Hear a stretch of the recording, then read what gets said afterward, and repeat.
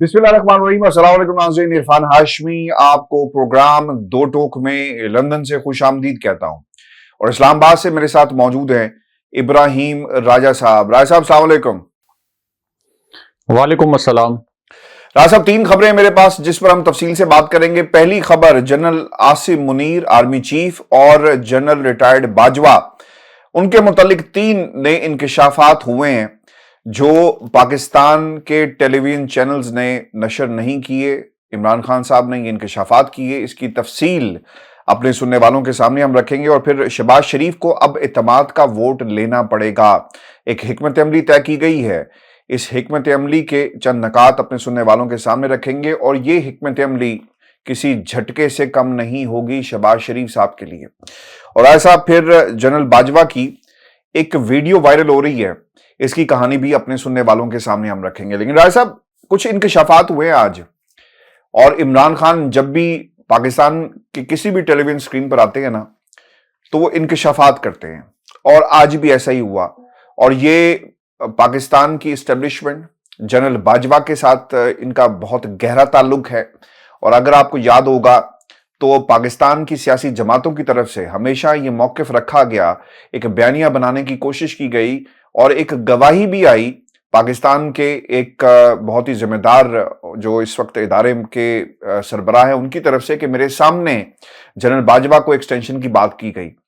लेकिन जहां तक पाकिस्तान की सियासी जमातों का ताल्लुक है, वो ये कहती रही कि इमरान खान जनरल बाजवा को एक्सटेंशन देने के हमेशा हक में थे और इसलिए देना चाहते थे ताकि उनकी उस कुर्सी को इस्तेमाल किया जा सके, और इसीलिए एक्सटेंशन दी गई। अब 6 लोगों के बारे में इमरान खान की तरफ से कहा गया कि लोग मौजूद हैं, गवाही मौजूद है, जिनके बारे में जिनके सामने ये तमाम बात हुई। और फिर जो इंकशाफ किया गया है खान साहब की तरफ से जनरल बाजवा के हवाले से, ये बहुत ही अहम है। और इंकशाफ ये किया गया कि एक चिट्ठी लिखी गई, यानी दरखास्त जो है वो डाली गई, और उस दरखास्त में मौक़िफ़ इख्तियार ये किया गया कि पाकिस्तान के अंदर सियासी जमातें सियासत कर सकती हैं, इसलिए उनको एक्सटेंशन देना बहुत ही ज़रूरी है। और फिर उन्होंने इन 4 शख्सियात जिनका ताल्लुक उनकी अपनी जमात से था, और फिर फौज के अंदर जो इंतहाई अहम शख्सियात हैं, इससे भी इमरान खान साहब ने पर्दा उठाया है। राजा साहब, बहुत सारे ऐसे नकात भी थे जो आज टेलीविजन चैनल पर नहीं चलाए गए, उन्हें सेंसर कर दिया गया, बीप्स लगाई गई, और एक ऐसा abridged form of interview Imran Khan साहब का पाकिस्तान के टेलीविजन चैनल पर नशर किया गया। मेरी आज कोशिश ये होगी कि इन तमाम नकात को हम अपने इस प्रोग्राम में डिस्कस भी करें, और सेंसर करने की बुनियादी वजह क्या बनी, वो कंटेंट था और जो हकाइक थे, जो सच था, जो खान साहब बोल रहे थे। मैं प्रोग्राम आगे बढ़ने से पहले राय साहब, सवाल मेरा आपसे ये है, और जो इंकशाफात खान साहब ने किए उन पर भी जाने से पहले, पाकिस्तान में जनरल बाजवा के मुतल्लिक हर रोज कोई ना कोई इंकशाफ होता है, और अब इस चीज का भी एक ड्रॉप सीन हो गया है, क्योंकि अब इमरान खान ये कह रहे हैं कि गवाह भी मौजूद हैं जिन्होंने कहा कि जनरल बाजवा को एक्सटेंशन दे दें, खुदा के लिए ये बहुत ही जरूरी है। राजा साहब, आप इससे इत्तफाक करते कि एक्सटेंशन उनकी अपनी मर्जी से दी गई, और जो खान साहब कह रहे हैं कि एक्सटेंशन जो है उनके कहने पे हुई, मेरा इससे लेना देना कोई नहीं था, लेकिन एक बात उन्होंने जरूर कही है कि मैं इसे अपनी गलती तस्लीम करता हूं, ये सबसे बड़ी गलती थी जनरल बाजवा को एक्सटेंशन देना। जी राय साहब। देखें आशमी साहब, जनरल बाजवा से जुड़ी एक और खबर भी है। इमरान खान साहब ने जो इंकशाफात किए उस पर भी बात करते हैं, लेकिन अब जनरल बाजवा के जो माली असासे थे, जो उनकी फैमिली के असासे थे, उसके हवाले से जो उनका टैक्स रिकॉर्ड था, और इन असासों के हवाले से जो एक खबर शाया हुई थी, उसके कनेक्शन में पाकिस्तान से एक सहाफ़ी को गिरफ्तार कर लिया गया। FIA ने आधी रात को इस सहाफ़ी को उठाया। आप अंदाज़ा कर लें कि बजाय इसके कि जनरल बाजवा अपने 12.7 अरब रुपए के जो असासे हैं, इनका एक फॉरेंसिक ऑडिट करवाएं, और फॉरेंसिक ऑडिट करवाने के बाद कौम के सामने ये, अगर वो समझते हैं कि उन्होंने कानून के मुताबिक ये असासे बनाए, तो कौम को बताएं कि ये मैंने जो असासे बनाए थे ये कानून के मुताबिक बनाए थे, اور وہ قانون ہمیں بھی سمجھا دیں کہ جس کے تحت 12.7 ارب روپے کے اثاثے اتنی جلدی بن جاتے ہیں۔ اب جناب باجوہ کی جانب سے اس سے پہلے ایک سٹیٹمنٹ آیا تھا کہ ہم نے یہ تمام اثاثے ڈکلیئر کیے ہوئے تھے۔ جب آپ یہ کہتے ہیں کہ آپ نے تمام اثاثے ڈکلیئر کیے ہوئے تھے تو پھر اس سٹوری میں آپ کے اثاثوں کے متعلق جو کچھ بتایا گیا اور جو ٹیکس ریکارڈ آپ کے اثاثوں کے متعلق اس سٹوری کے اندر مینشن کیا گیا، اس کی تو اسحاق ڈار نے بھی تصدیق کی، اور اسحاق ڈار نے ڈینائی نہیں کیا کہ یہ جو ٹیکس معلومات ہیں یہ کوئی غلط ہیں، یا جناب باجوہ کے اثاثوں کے متعلق جو معلومات ہیں یہ غلط معلومات ہیں۔ تو بجائے اس کے کہ جناب باجوہ خود کو کلیئر کروانے کے لیے خود ایک انکوائری کرواتے اور یہ کہتے کہ میری انکوائری کی جائے، میرے اثاثوں کو آڈٹ کیا جائے، کوئی تھرڈ پارٹی آپ بٹھائیں، میں پاک فوج کا آرمی چیف رہا ہوں اور مجھ پر اتنا بڑا الزام لگ گیا، اس سے میری فوج کی ساکھ متاثر ہو سکتی ہے، آرمی چیفز کی ساکھ متاثر ہو سکتی ہے، تو کوئی تھرڈ پارٹی آ کر میرے اثاثوں کو آڈٹ کرے۔ بجائے اس کے اس صحافی کو بیچارے کو اٹھا لیا گیا، اور ابھی یہ بھی کنفرم نہیں ہے کہ اس صحافی کا اس سٹوری میں کیا کنٹریبیوشن تھا، پاکستان سے اس صحافی کا کیا کنٹریبیوشن تھا۔ یہ بول نیوز کے صحافی ہیں شاہد صاحب، ان کو اب اٹھایا گیا ہے ایف آئی اے کی جانب سے۔ آپ نے میرے لیے جو ویژولز تھے نا وہ بڑے تکلیف دہ تھے، کیونکہ جب اس سے کچھ لوگوں نے وہاں پر سوال کرنے کی کوشش کی ہے تو اس نے کہا کہ اوور مائی ڈیڈ باڈی، یہ مجھ سے پاسورڈ مانگ رہے ہیں، میرے سورسز جو ہیں وہ ایکسپوز ہوں گے، اور میں ایک پروفیشنل صحافی ہوں، یہ ان کے الفاظ تھے۔ رائے صاحب، ہاشمی صاحب، ہر صحافی کے سورسز ہوتے ہیں، ہر صحافی کے ذرائع ہوتے ہیں، اور صحافی کبھی بھی اپنے سورسز نہیں بتاتا۔ یعنی پوری دنیا میں اس قسم کی سٹوریز کرنے والوں کو اپریشیٹ کیا جاتا ہے، یہ وسل بلور بھی ہوتے ہیں، اور اگر ظاہر ہے کہ سٹوری غلط ہو تو اس کو آپ عدالت میں ثابت کریں، ان کے اوپر ہتک عزت کا مقدمہ کریں۔ ایبن نورانی کے اوپر آپ امریکہ میں مقدمہ کر دیں، امریکہ میں تو آپ کو انصاف مل جائے گا اگر ان کی سٹوری غلط ہے، بجائے اس کے کہ اس کے اوپر آپ اپنے آپ کو پہلے کلیئر کریں۔ اب اس صحافی بیچارے کو اٹھا لیا گیا۔ دوسرا جو ایکسٹینشن کے متعلق اب عمران خان صاحب نے انکشاف کیا ہے، تو اسی ایکسٹینشن کے متعلق جناب باجوہ پہلے اپنے ذرائع سے یہ خبر لگوا چکے ہیں کہ یہ جو ایکسٹینشن تھی یہ عمران خان صاحب نے مجھے بتائے بغیر، مجھے آن بورڈ لیے بغیر، میری مرضی کے بغیر، میری منشا کے بغیر دی، اور میری جو اہلیہ ہیں انہوں نے مجھے ایک دن ٹی وی پر دیکھ کر بتایا کہ جنرل صاحب آپ میری بات سنیں، کیا آپ ٹی وی دیکھ رہے ہیں؟ تو میں نے اپنی اہلیہ کو کہا کہ نہیں، میں ٹی وی نہیں دیکھ رہا، کیا ایسی خاص چیز چل رہی ہے؟ تو میری اہلیہ نے بتایا کہ جنرل صاحب آپ کی تو ایکسٹینشن ہو گئی۔ یعنی کس قدر عوام کو بے وقوف سمجھتے ہیں کہ آرمی چیف ساتھ مبارکباد بھی دی، ساتھ مبارک دے دی کہ مبارک کو ایکسٹینشن دے دی۔ تو یعنی پاکستان کے جو آرمی چیف ہیں ان کے متعلق ظاہر ہے کہ ملٹری انٹیلیجنس رپورٹ کر رہی ہے، آئی ایس آئی رپورٹ کر رہی ہے، سول انٹیلیجنس ایجنسیز بھی انڈائریکٹلی رپورٹ کر رہی ہیں، تو ان کے متعلق تو یہ ایک تاثر بنایا گیا ہے کہ افغانستان میں قندھار میں وہاں بھی کچھ ہو جائے تو ان کے پاس انفارمیشن ہوتی ہے، اور یہاں پر جناب باجوہ یہ کہتے ہیں کہ مجھے تو پتہ ہی نہیں تھا، اور بعد میں جنرل آصف غفور اور جناب فیض عبید میرے پاس آئے، انہوں نے کہا نہیں جناب باجوہ صاحب اب آپ ایکسٹینشن لے لیں، عمران خان صاحب نے آپ کی ایکسٹینشن کا اعلان کر دیا ہے تو آپ ایکسٹینشن لے لیں۔ اچھا، اگر جناب باجوہ ایکسٹینشن نہیں لینا چاہتے تھے تو جناب باجوہ انکار کر دیتے، یعنی پولائٹلی انکار کر دیتے۔ چلیں اس وقت انکار نہیں کیا، جب یہ کیس سپریم کورٹ میں جا کے پھنس گیا، ہاشمی صاحب ایک مسٹیریس پٹیشن چلی گئی سپریم کورٹ میں، اور سپریم کورٹ میں یہ کیس پھنس گیا۔ جسٹس آصف سعید کھوسہ اس وقت چیف جسٹس تھے۔ جسٹس آصف سعید کھوسہ نے جان بوجھ کر آن پرپز جو ریمارکس آ رہے تھے، اب آپ بھی عدالتی کاروائیوں کو کور کرتے رہے ہیں، تو اس میں پتہ چل رہا تھا کہ جسٹس آصف سعید کھوسہ جان بوجھ کر آرمی چیف کی تضحیک کر رہے ہیں، جناب باجوہ کی تضحیک کر رہے تھے، ان کا مذاق اڑا رہے تھے، ان کے لیے اس طرح کے الفاظ استعمال کر رہے تھے کہ آپ نے آرمی چیف کو شٹل کاک بنا دیا ہے، آرمی چیف کو ہر روز پرائم منسٹر ہاؤس پہنچنا پڑتا ہے، اپنی ایکسٹینشن کا ڈرافٹ جو ہے وہ ٹھیک کروانا پڑتا ہے، اور پھر یہاں تک کہ انہوں نے یہ بھی کہا کہ آرمی چیف کے روز جو ہے وہ پنڈی سے اسلام آباد 4-4 5 چکر لگ رہے ہیں۔ یعنی پوری کوشش کی آصف سعید کھوسہ نے کہ جتنی تضحیک وہ کر سکتے ہیں وہ کریں. اور اس کے بعد ہم نے دیکھا کہ اگلے دن آصف سعید کھوسا, چیف جسٹس آصف سعید کھوسا کے خلاف ٹویٹر پر ایک ٹرینڈ بھی چل رہا تھا اور بڑا نامناسب قسم کا. نہیں راجہ صاحب, یہ تصدیق نہیں ہے, وہ تو بلکہ کہہ رہے تھے کہ یہ ہو رہا ہے اور یہ ایکسٹینشن, وہ تو نہیں, لگا میں رہے یہ تھے کہہ رہا جو ہوں, عمران خان میں آج یہ کہہ کہہ رہے رہا ہیں ہوں ایکسٹینشن. کہ جب یہ سب کچھ ہو رہا تھا تو اس وقت جناب باجوہ ایکسٹینشن لینے سے انکار کر دیتے کہ چلیں خان صاحب آپ نے ایکسٹینشن دی, لیکن سپریم کورٹ میں یہ کیس پھنس گیا ہے, میری تصدیق ہو رہی ہے, میرے عہدے کی تصدیق ہو رہی ہے, تو میں ایکسٹینشن نہیں لیتا. لیکن جناب باجوہ اتنے ڈیسپریٹ تھے اس ایکسٹینشن کے لیے کہ فروغ نسیم, جن کو وہ اپنا دوست کہتے ہیں, وزارت سے ان کو استعفیٰ دلوایا گیا. وزارت سے استعفیٰ دینے کے بعد فروغ نسیم ان کے وکیل کے طور پر سپریم کورٹ میں پیش ہوئے اور جناب باجوہ نے یہ پورا کیس کانٹیسٹ کیا بڑے جوش و خروش کے ساتھ کہ کہیں سپریم کورٹ سے ایسا فیصلہ نہ آ جائے کہ جناب باجوہ کی ایکسٹینشن نہیں ہو سکتی. اس کے بعد پھر ہمیں پتہ ہے کہ جب سپریم کورٹ نے کہا کہ اس کے اوپر قانون سازی کریں تو جناب باجوہ نے کس طریقے سے نون لیگ کو آن بورڈ لیا تاکہ پارلیمنٹ کے اندر جناب باجوہ کے حق میں, ان کی ایکسٹینشن کے حق میں یہ قانون سازی کی جا سکے. تو ایک تو یہ تو سب کو پتا تھا کہ جناب باجوہ نے خود ایکسٹینشن لی, اور اب عمران خان صاحب نے بھی بتا دیا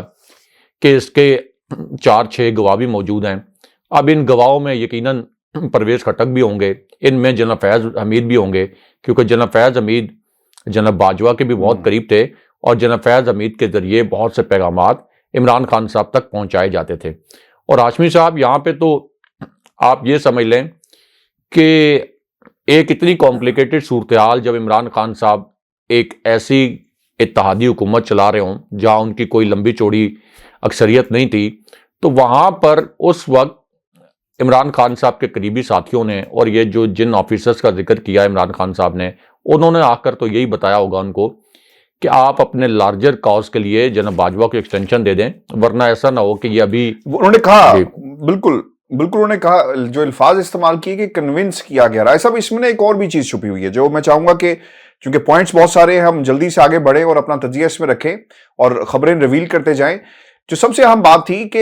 ایکسٹینشن سے پہلے والے باجوہ میں اور ایکسٹینشن کے بعد والے باجوہ میں فرق تھا. احتساب نہیں چاہتے تھے اور چاہتے تھے کہ انہوں نے ایک خاص لائن پہ چلیں اور پھر پہلے ہماری مدد کرتے رہے, جس کو اپوزیشن جو آج کی حکومت ہے اس وقت تنقید کا نشانہ بناتی تھی کہ جب تمہاری وہ بازو بنا رہا سب ٹھیک تھا اور تمہیں احسان فراموش ہو. عمران خان کہتے ہیں کہ ہماری مدد کی, پولیو کے دوران ہماری مدد کی, کووڈ کے دوران ہماری مدد کی, اور پھر وہ یہ بھی کہتے ہیں کہ میں جو شکل اور جو رنگ مجھے جنرل باجوہ نے اپنی ایکسٹینشن کے بعد دکھایا, اس سے معلوم یہ ہوا کہ ایک تو وہ احتساب نہیں چاہتے, نیب ان کے اندر کنٹرول میں تھی, اور پھر انہوں نے کیسز جو ہے ایسا ایسا معاف کروانے شروع کر دیے. اور پھر جو اہم بات ہے رائے صاحب کہ ایک کمزور حکومت, سوال یہ بھی رکھا گیا ہے کہ میں کمزور حکومت نہیں لوں گا, ویسی حکومت جو کمپرومائزڈ ہو. ہمیں بھاگ کر آرمی کے پاس کیوں جانا پڑتا ہے, جنرل باجوہ کے پاس کیوں جانا پڑتا تھا, کہ لوگ کمپرومائز ہو گئے تھے. اور اگر ہمیں اب حکومت ملی تو ہم ایسی کمزور حکومت سے بہتر ہے کہ اس کو ایکسیپٹ ہی نہیں کریں گے. انہوں نے حکومت کے کمزور اور مضبوط ہونے کا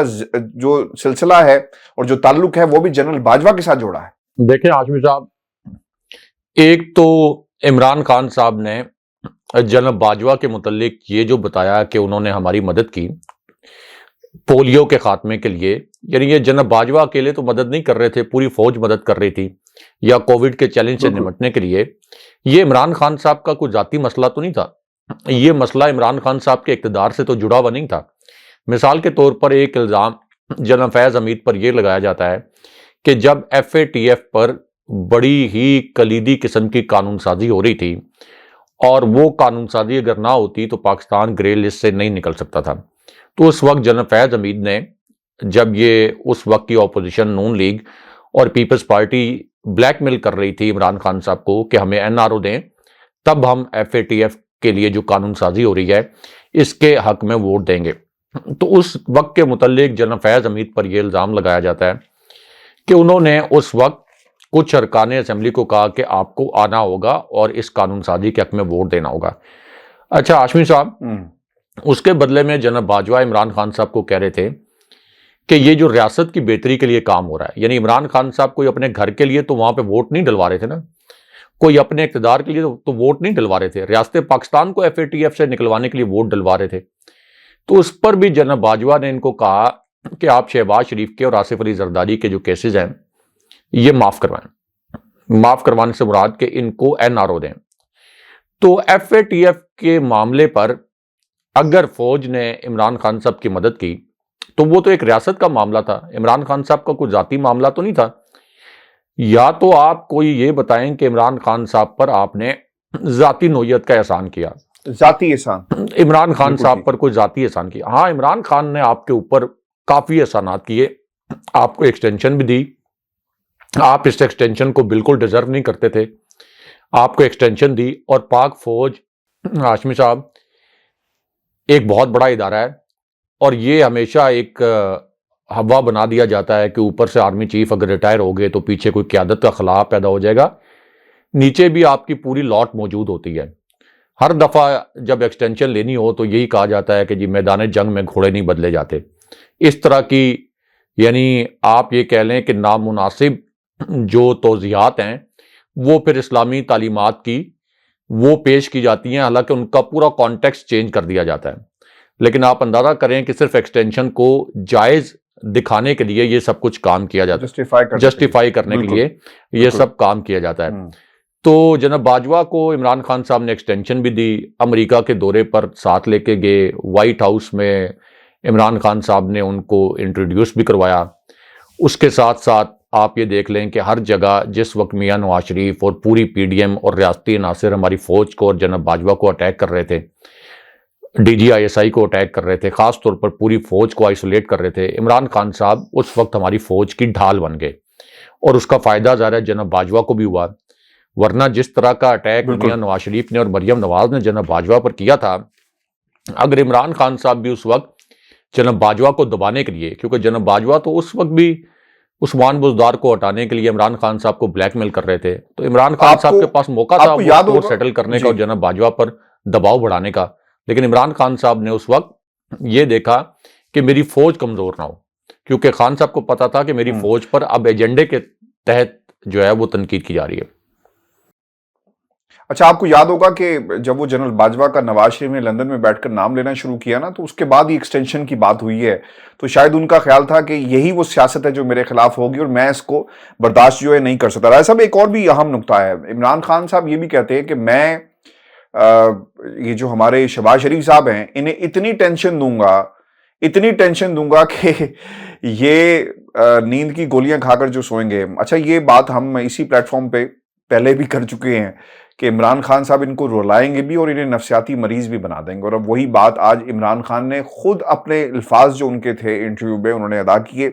ایک تو یہ تلوار اب لٹک رہی ہے. رائے صاحب، اسی پلیٹ فارم پہ لوگ سمجھیں گے کہ ہم یہ کوئی اپنی تعریفیں خود ہی کر رہے ہیں، لیکن اسی پلیٹ فارم پہ آپ کو یاد ہوگا کہ ہم نے اعتماد کے ووٹ کی بات کہی. جب انہوں نے پنجاب اسمبلی میں یہ معاملہ اٹھایا تو ہم نے کہا کہ ان کو بھی چاہیے کہ صدر صاحب جو ہیں وہ شہباز شریف کو بھی کہیں کہ اعتماد کا ووٹ لیں. اب وہی سلسلہ جو آگے بڑھ رہا ہے. آپ کو لگتا ہے کہ اعتماد کا ووٹ لینا ان کے لیے آسان ہو جائے گا یا لیں گے، چونکہ باقاعدہ اصولی فیصلہ کر لیا گیا ہے کہ شہباز شریف کو اعتماد کا ووٹ لینا ہوگا اور اب MQM کی حکمت عملی جو ہے اسے بغور دیکھا جا رہا ہے؟ دیکھیں ہاشمی صاحب، اعتماد کا ووٹ لینا شہباز شریف کے لیے کوئی آسان نہیں ہوگا. عمران خان صاحب نے یہ ایک ترک کا پتہ کھیلا ہے،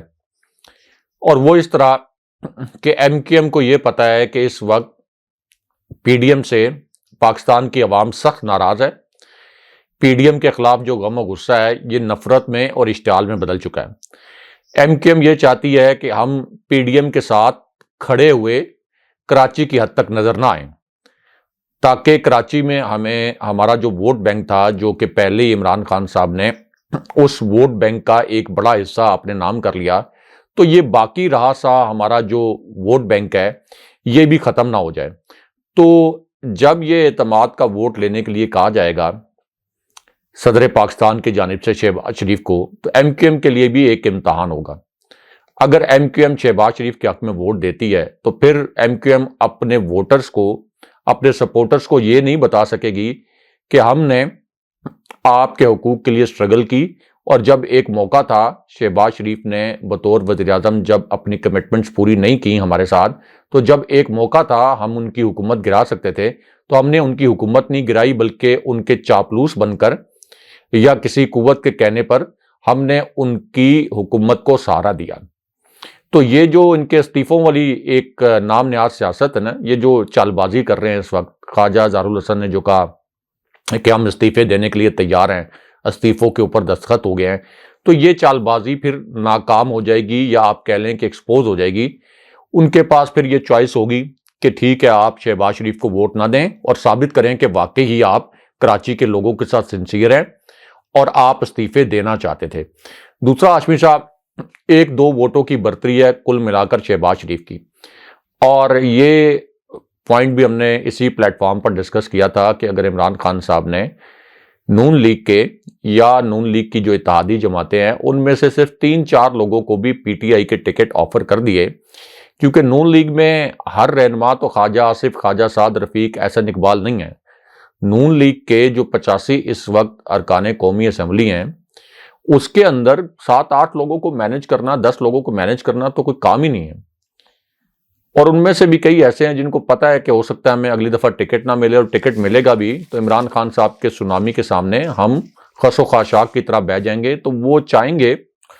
ان میں سے کم اتنے لوگ نکل آئیں گے جن کو اگر عمران خان صاحب ٹکٹ دینے کا وعدہ کریں پی ٹی آئی کا، تو وہ شہباز شریف کو اعتماد کا وہ ووٹ آپ دینے کی نہیں بات جائیں گے۔ ٹھیک ہے، لیکن راجہ صاحب یہ کوئی سیاست تو اچھی ہے۔ ہم اگر عمران خان کے حوالے میں سے یہ یہ کہتے ہیں کہ بات کر منحرف رہا ہو ہوں، گئے اور جی بری بات میں ہوئی، یہ بات تو ہمیں تو میرا خیال ہے کہ جی ہمیں اس طرح کی جو ہے، اس طرح کے اگر کوئی دوسری جماعت کو بھی توڑ کر کہیں اور جائے اور اس طرح کی، میرا خیال ہے کہ یہ جمہوریت کے اندر یہ ایسے رویے کسی صورت بھی قابل قبول نہیں ہے۔ اگر عمران خان کے ساتھ لوگ کرتے ہیں تو ہم برا کہتے ہیں، اگر دوسری جماعتوں کے ساتھ بھی یہی کچھ ہو، یا تو آپ پارٹی کو چھوڑ کر دونوں ہاتھوں سے اوپن ہارٹ ہو کر آئیں اور خان صاحب کو جوائن کریں یا کسی بھی جماعت کو جوائن کریں۔ جی ہاں، میں یہی کہہ رہا ہوں کہ جو گھناؤنے حربے انہوں نے استعمال کیے، اگر عمران خان صاحب اس کا 1% بھی استعمال کر لیں تو شہباز شریف کی چھٹی ہو جائے گی۔ اور بائی دا وے، اگر یہ یعنی کوئی خرید و فروخت نہیں، پی ٹی آئی کے ٹکٹ کے حوالے سے آپ الیکشن آپ کا بالکل سر پر ہے، تو ٹکٹس کی تقسیم کے حوالے سے جو بات چیت ہوتی ہے وہ کوئی اتنی غیر قانونی یا غیر آئینی نہیں ہے، جی یہاں پہ کوئی فلور کراس کرنے کی بات نہیں کی جا رہی۔ لیکن بہرحال اب شہباز شریف کے پینک کا یہ عالم ہے کہ انہوں نے اپنے تمام ارکان قومی اسمبلی کو کہا ہے کہ آپ ہنگامی طور پر پہنچیں، حالانکہ اسپیکر بھی ان کا اپنا بیٹھا ہوا وہاں پہ، اس کے باوجود انہوں نے تمام اپنے ارکان قومی اسمبلی کو کہا ہے کہ آپ اسلام آباد پہنچے اور تا وقت حکم ثانی آپ نے اسلام آباد میں رہنا ہے۔ تو عمران خان صاحب نے ان کو نفسیاتی مریض لاہور سے لے کر لندن تک سب کو بنا دیا ہے، یعنی ان کو سمجھ نہیں آتی۔ ایک دن کہتے ہیں کہ نواز شریف آ رہے ہیں، دوسرے دن کہتے ہیں کہ مریم نواز جائیں گی، وہاں جا کے اسیسمنٹ کریں گی، رپورٹ بھیجیں گی، پھر نواز شریف واپس آئیں گے، تو مکمل طور پر کنفیوز ہیں۔ ایک طرف کہتے تھے کہ اسمبلی توڑ کے دکھائیں، اسمبلی یہ کبھی نہیں توڑیں گے، ان میں اتنی جرت نہیں ہے، اتنی ہمت نہیں ہے۔ اب اسمبلی توڑ دی تو یہ کہتے ہیں یہ تو ہمارا کریڈٹ ہے، ہم تو چاہتے تھے کہ یہ اسمبلی توڑ دیں، اور پہلے انہوں نے پوری کوشش کی کہ پنجاب کے ضمنی الیکشن میں ہم نہ جائیں۔ یعنی مکمل طور پر ان کو عمران خان صاحب نے ذہنی طور پر مفلوج کر دیا ہے۔ پہلے سیاسی طور پر مفلوج کیا، اب ذہنی طور پر مفلوج کر دیا، کیونکہ ان کو سب سے بڑا عمران فوبیا ہو گیا ہے۔ جی ایک پوائنٹ صرف، سب سے بڑا ان کے لیے سیٹ بیک یہ ہے کہ یہ چونکہ ہمیشہ اسٹیبلشمنٹ کی سیاست کرتے رہے ہیں نون لیگ والے، ان کا خیال تھا کہ جناب باجوہ کی جو اسٹیبلشمنٹ تھی اور جناب باجوہ آرمی چیف تھے، ان کا خیال تھا کہ سوال ہی نہیں پیدا ہوتا کہ جناب باجوہ نے ان کی حکومت گرائی عمران خان صاحب کی، جناب باجوہ اور ان کی اسٹیبلشمنٹ پورا زور لگا رہی ہے عمران خان صاحب کو الیکشن جیتنے سے روکنے کے لیے، ضمنی الیکشن، اس کے باوجود عمران خان صاحب کیسے جیت گئے؟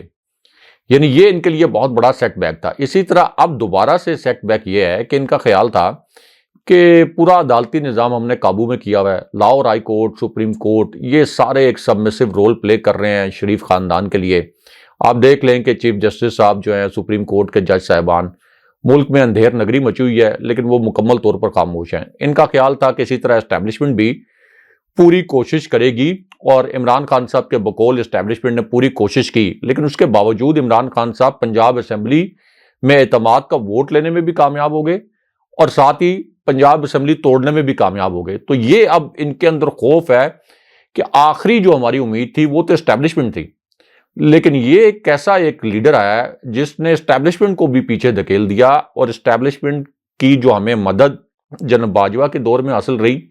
بھرپور، اور اب عمران خان صاحب کہتے ہیں کہ ابھی بھی ان کو اسٹیبلشمنٹ کی مدد حاصل ہے، تو اس کے باوجود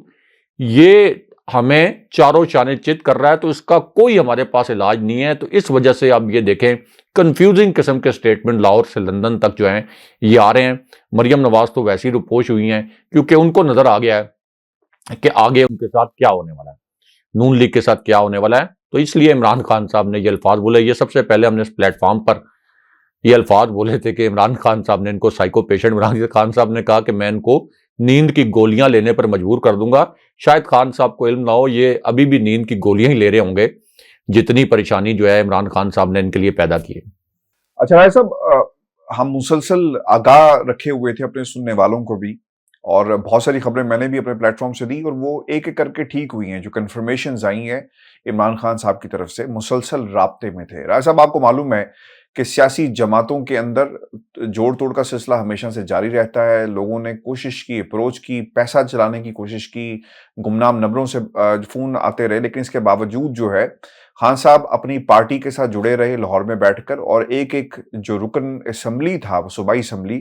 آپ نے ان سے ملاقات کی اور جاننے کی کوشش کی کہ وہ پرویز الہی کے بارے میں کیا خیال رکھتے ہیں، اور پھر ان کا پنجاب اسمبلی کے تحلیل کے معاملے پر کیا موقف ہے۔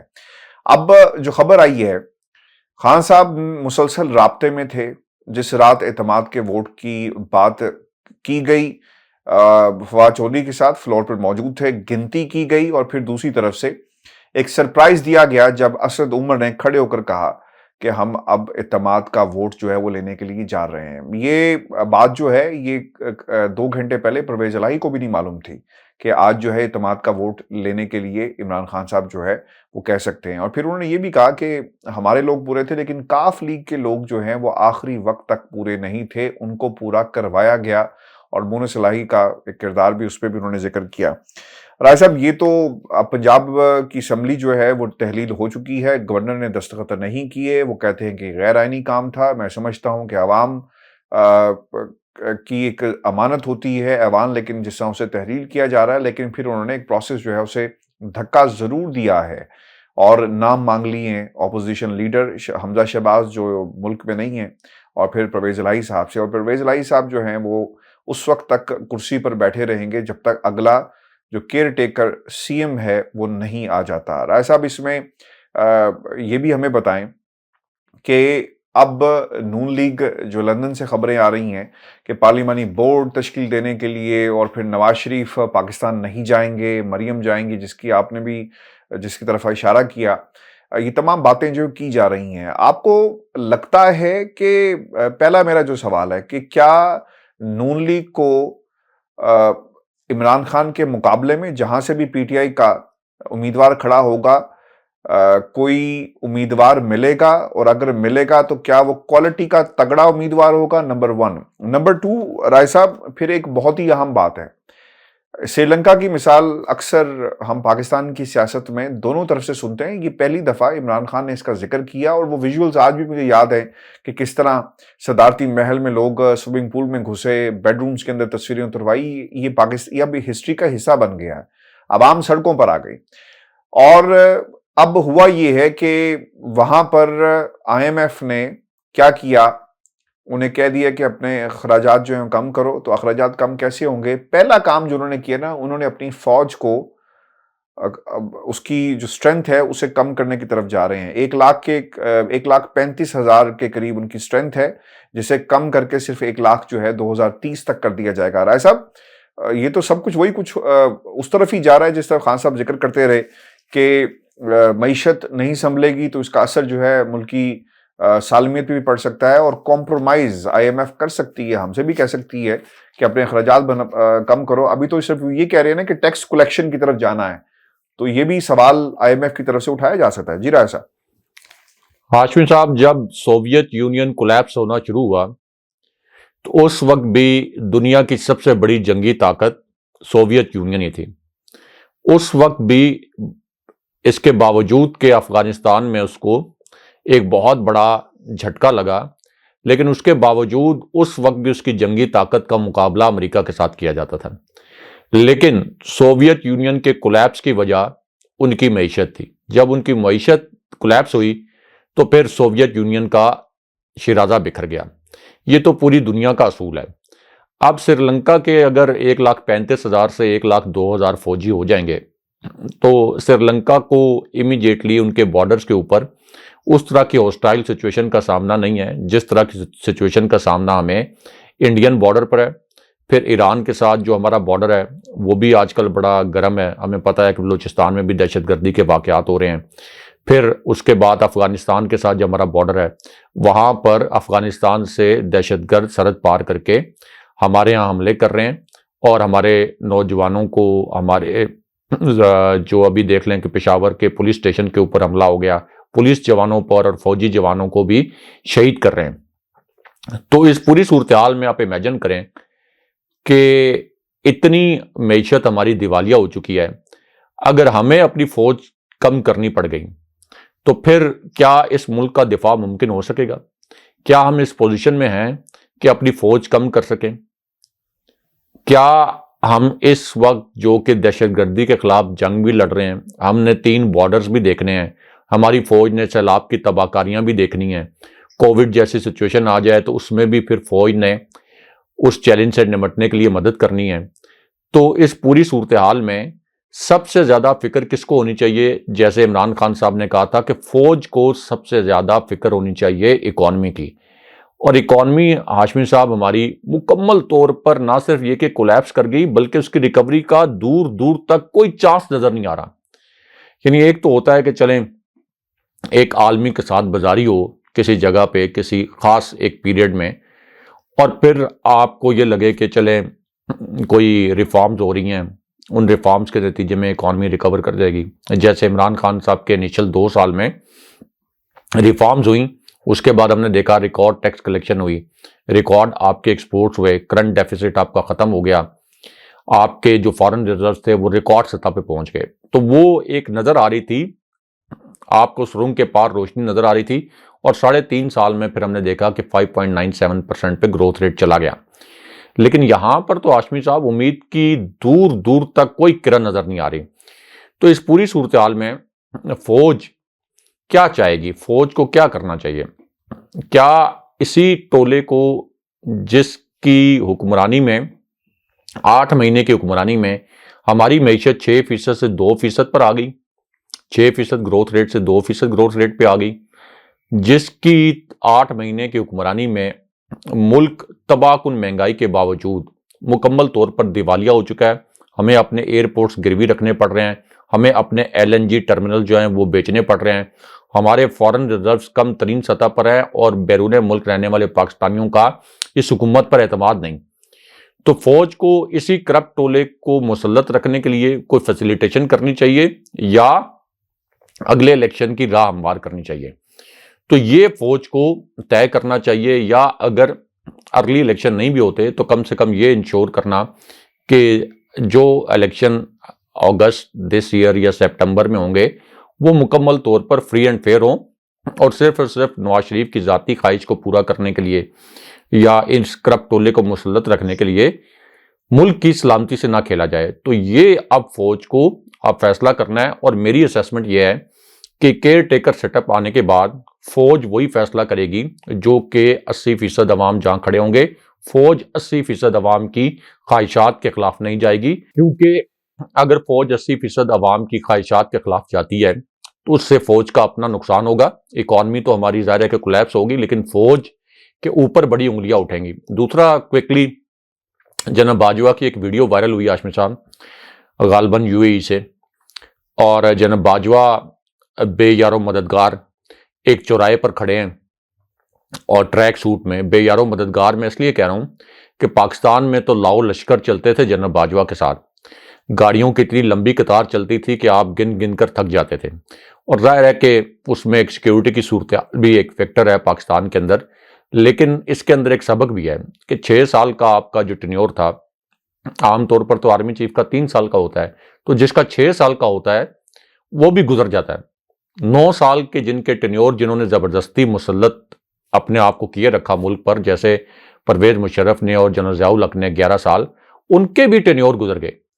تو جب گزر جاتے ہیں ٹینیور، اس کے بعد پھر آپ کو تاریخ جج کرنا شروع کرتی ہے.